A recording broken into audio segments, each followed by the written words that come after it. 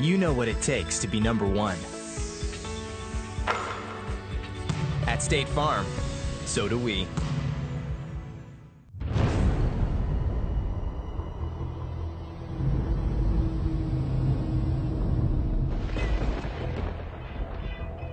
Still on his feet, 35, and Peerman won't go down until he's to the 39-yard line.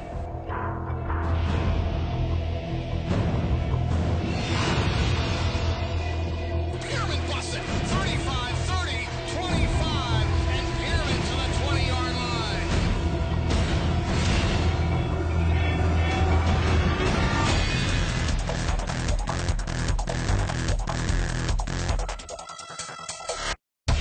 Never die easy. That's my motto that I've sort of taken as a motto from Walter Payton, one of his books that was written a while back.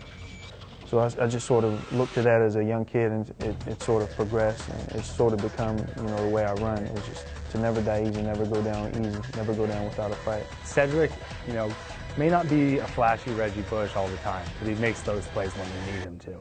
But he carries himself in a way and runs so hard, just like Walter Payton, and punishes people. Just the way with how strong he is and how hard he is, and he never falls backwards. You'll never watch Cedric Peerman fall backwards. He's always falling forward, clawing to get just that extra inch, extra yards, whatever it takes. I'm just trying to, make that one cut and just get upfield and get as much as I can. Not trying to necessarily, every play's not going to go for a home run. But just looking for 5, 4 yards. That's a great college football running play, I think. You'll never see him flip into the end zone or do a flashy end zone dance. He'll take it, he'll drop it, he'll point to the sky, and thanks to God to have blessed him with his abilities. Go right back to the huddle and be ready for the next play.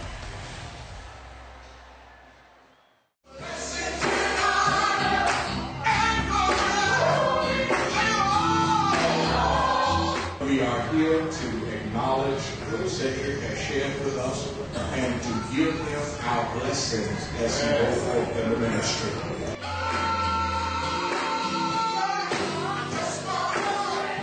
And just because you think you're supposed to be a minister doesn't mean you're supposed to be a minister. It's a divine calling from God. God calls himself. He chooses you for that calling. Just like the disciples, God gave me a new assignment that would take me from the old to the new. Because when God called me, he said, no longer would I just play football. No longer would I hide amongst the crowd. No longer would I sit back and say nothing. No longer would I seek to be glorified by men. But when Jesus called me, he said, from now on, you will preach my word. From now on, you will carry my word instead of just a football. From now on, you will use football for my glory and not for yours. From now on, you will run for me and not for UVA. From now on, you will seek my kingdom first, and from now on, you will catch men too.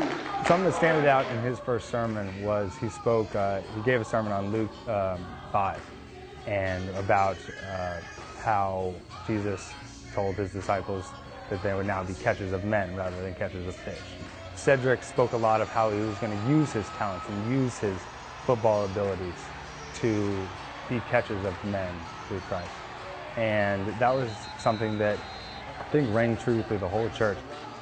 I feel a great responsibility that I need to be even more focused and be even more prepared in ministry and in football. He graduated a semester early. He's done everything that you can do in the outreach program. Him and I are both members of that ACE program, where we do athletes in the community through the outreach and education program. And his ability to work with these kids and be such a strong man and such a powerful man, but also be able to lower himself to bring on these kids. And he has one of the best smiles. He's always laughing. He's just, he's a model Cavalier, and has done everything for us, and we really appreciate him, and I've appreciated him as a friend, and he's definitely a great role model for anyone.